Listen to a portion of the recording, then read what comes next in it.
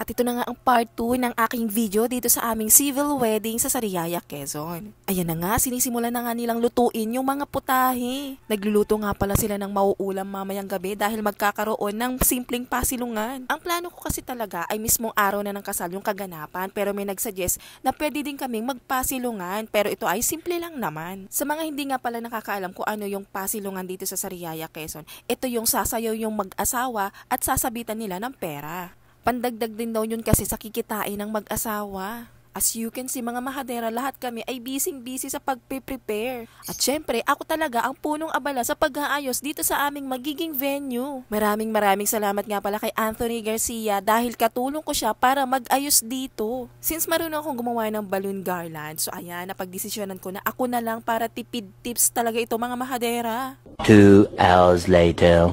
Inabot na nga ng gabi ang pagluluto ng suman. Talaga namang gabi na nga ay busy pa ang mga tao dito. Kaya talaga naman sobra ang pasasalamat naming mag-asawa sa lahat ng nanulungan nung aming kasal. Lalong-lalo na yung mga nagluto na talaga namang puyat at walang tulog dyan. Malapit na nga rin pala naming matapos ang design dito sa aming venue. O diba mga mahadera, nakikita ninyo ang cute talaga. Ang laki na matitipid mo kapag marunong ka or may idea ka talaga sa pagdi-design. Kaya sa malalapit dyan na may pa-event, birthday man or any occasion at gusto nyo magpagawa ng garland, pwede nyo akong kontakin at libre ko lang yan gagawin. Talaga naman sobrang busy ang aming mga tiyahin sa paghahango ng mga suman. Nakalatag na nga sa lamesa yung first batch ng nahango nilang mga suman. At ang mga kalalakihan naman ay busy talaga sa pagluluto.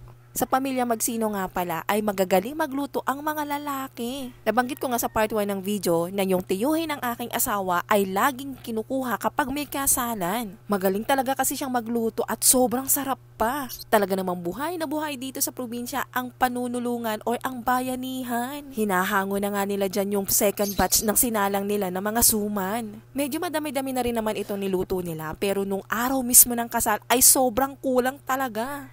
Ayan na nga, malapit na magpasilungan at ako ay busy pa sa pag-aayos ng venue. Grabe, haggard na ang ikakasal dyan. O tignan nyo naman. Ayos lang yan, at least ang laki ng matitipid mo sa pagdidesign, diba? Sabi ko nga kay Anthony, pwede na kaming magtayo ng catering service. May tagaluto na nga kami at meron pa kaming taga-ayos ng venue. O diba, san ka pa? All in one na siya.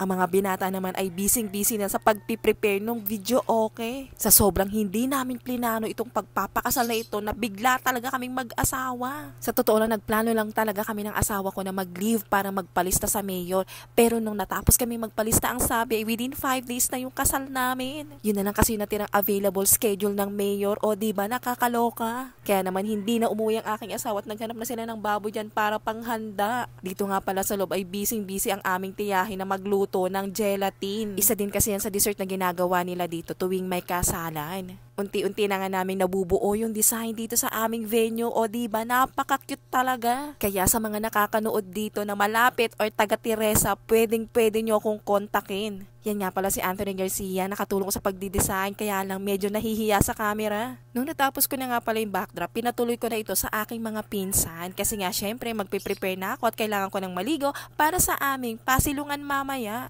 Ang cute talaga sa mata nung napili kong combination ng aming motif. Yan kasi talaga yung favorite color ko. Sa part 3 ng video, mapapanood nyo na ang aming pasilungan. Thank you for watching mga mahadera!